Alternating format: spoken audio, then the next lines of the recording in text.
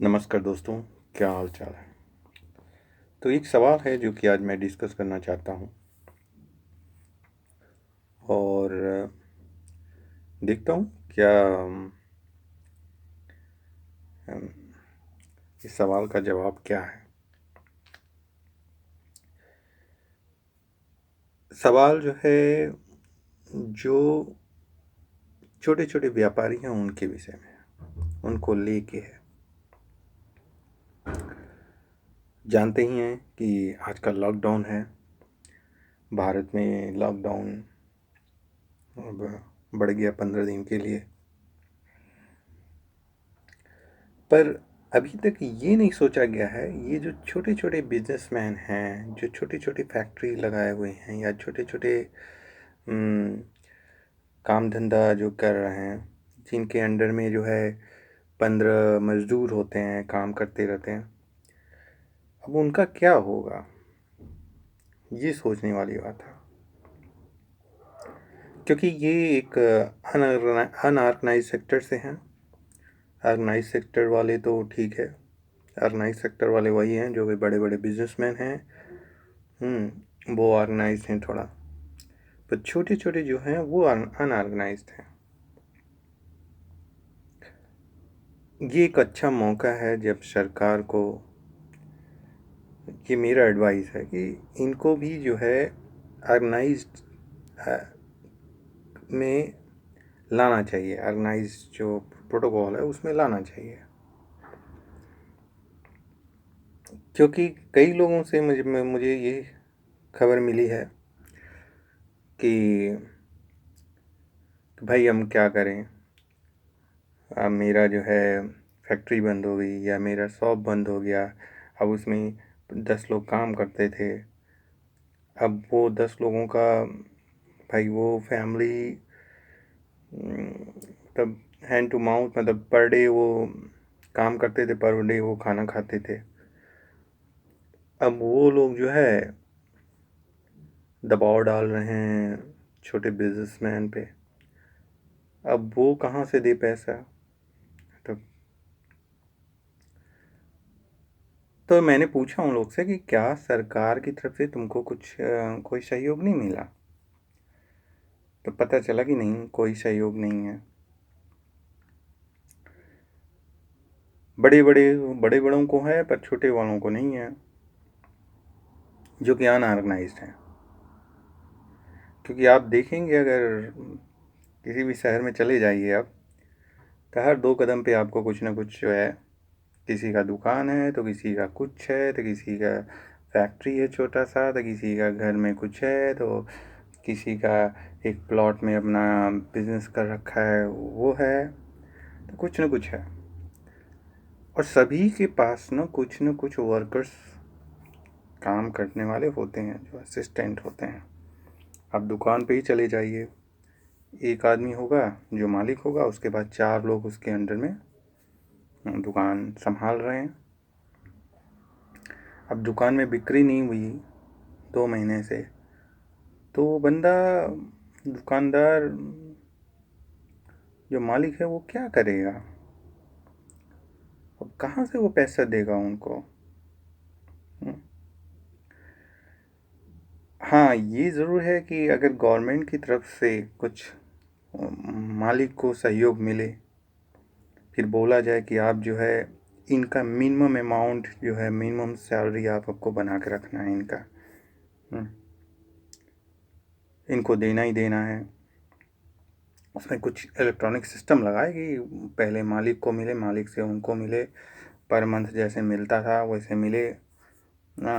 वो electronic system के through detect हो जाए कि भाई इनके बैंक में मिला कि नहीं मिला। तो ऐसा सिस्टम कुछ, ये अपॉर्चुनिटी बहुत अच्छा था जिसका उपयोग करना चाहिए था।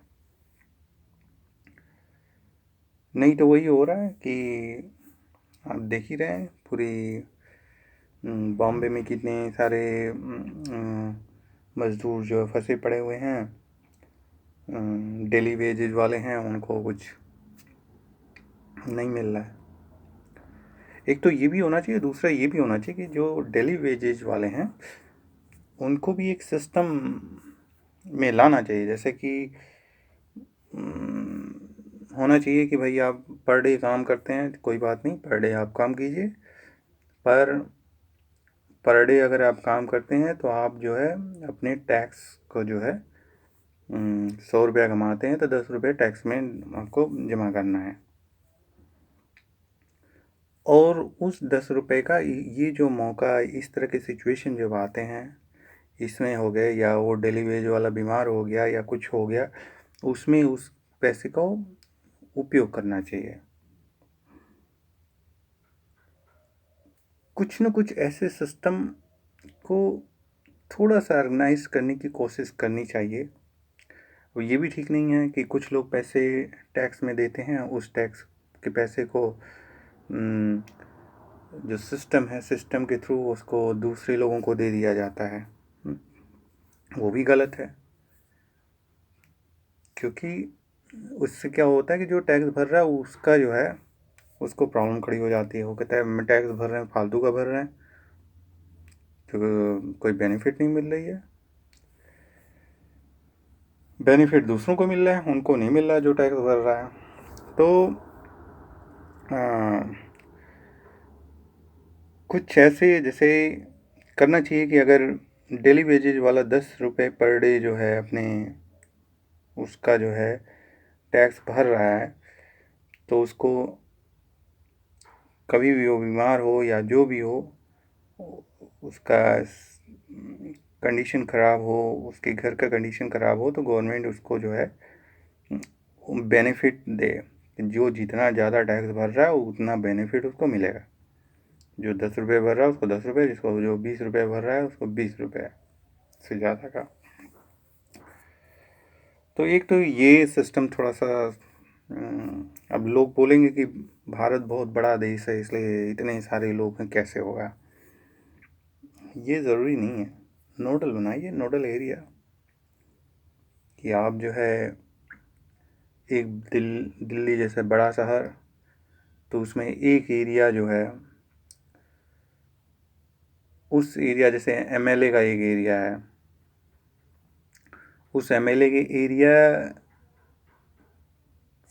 के अंदर भी छोटे छोटे एरिया बना दीजिए। और उन छोटे छोटे एरिया में जो है ऑफिसेस जो है इलेक्ट्रॉनिक सिस्टम वाले जो होते हैं उनके वहाँ पे इस्टेब्लिश कीजिए कि भाई तुम्हारा जो पूरा कंट्रोल होगा इसी ऑफिस, ये इलेक्ट्रॉनिक सिस्टम का है, कि यहीं से तुम्हारी जो भी चीज़, जो भी इंफॉर्मेशन तुम्हारा यहीं से मिलने वाला है, आपको कहीं और नहीं जाना है। तो इस तरह करके थोड़ा सा कंट्रोल किया जा सकता है। तो ये जो लोग हमको कहते हैं कि भारत बहुत बड़ा देश है और इसमें बहुत ज़्यादा पॉपुलेशन है, इसके कारण जो है ये सब ऑर्गेनाइज नहीं किया जा सकता है, ये गलत है। प्रॉब्लम बस ये है कि लोग की पॉलिसी क्या है, गवर्नमेंट की पॉलिसी क्या है, कैसे क्या करना चाहते हैं और लोग क्या करना चाहते हैं, ये ज़रूरी है। आज जो मैं देख रहा था कि बहुत सारे बिजनेसमैन हैं, बहुत सारे लोग हैं, अब वो प्रॉब्लम में फंसे हुए हैं।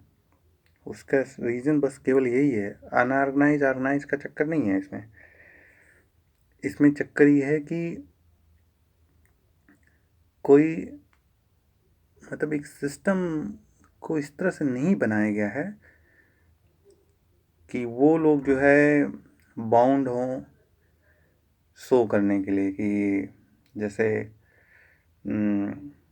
जैसे एक बंदा है अपना बिजनेस कर रहा है, चलो भाई तुम अनऑर्गेनाइज रहना चाहते हो, कोई बात नहीं, कोई दिक्कत नहीं, ऑटोनोमस बन जाओ। आप अपने को डिक्लेयर कर दो कि भाई मैं सेल्फ एम्प्लॉयड हूँ। अब उसमें सिस्टम बनाना चाहिए कि सेल्फ एम्प्लॉयड व्यक्ति है और उनके अंदर जितने भी लोग हैं वो कोलेबरेटर हैं और वो भी सेल्फ एम्प्लॉयड हैं। हर व्यक्ति अपना अपना टैक्स भरे। तो इसमें क्या होगा कि कम से कम वो इंफॉर्मेशन तो एक सिस्टम तो बना, एक इन्फॉर्मेशन तो पहुंचा कि ये लोग जो है टैक्स भरते थे और ये लोग अब बेरोजगार हो गए। तो ऐसा कुछ करना चाहिए।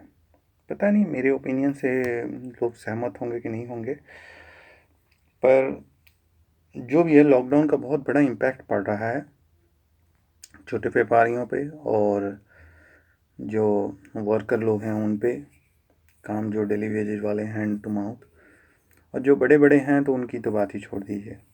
जो बड़े हैं और सरकारी कर्मचारी हैं और जो बड़े कंपनी वाले हैं, उन पे कोई इसका इफ़ेक्ट नहीं है।